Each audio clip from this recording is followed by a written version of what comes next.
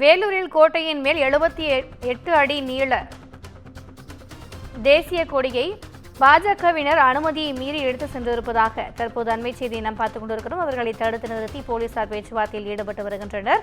கூடுதல் விவரங்களை எமது செய்தியாளர் ஜான்சன் வழங்க கேட்கலாம். வணக்கம் ஜான்சன், கள நிலவரம் குறித்தான கூடுதல் விவரங்கள். வணக்கம் திவ்யா.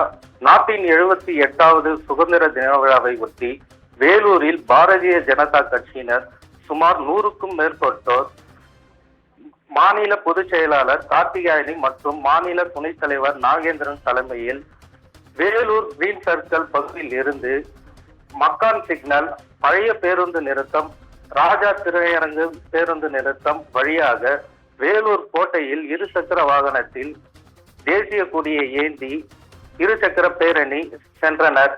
பின்னர் 78வது சுதந்திர தின விழாவை கொண்டாடும் வகையில் வேலூர் கோட்டையின் மேல் 78 அடி நீளம் உள்ள கொடியை பிடித்து நிறுத்த கோட்டைக்குள் நுழைவாயிலை நுழைய முயன்றனர். அப்பொழுது காவல்துறையினர் தடுத்து நிறுத்தி, இதனால் காவல்துறையினருக்கும் பாரதிய ஜனதா கட்சியினருக்கும் சிறிது நேரம் வாக்குவாதம் ஏற்பட்டது.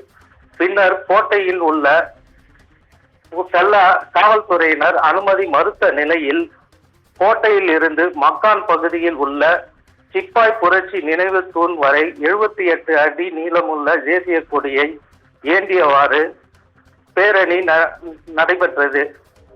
பின்னர் சிப்பாய் புரட்சி நினைவு தூணுக்கு மலர் தூவி வீர வணக்கம் செலுத்தினர்.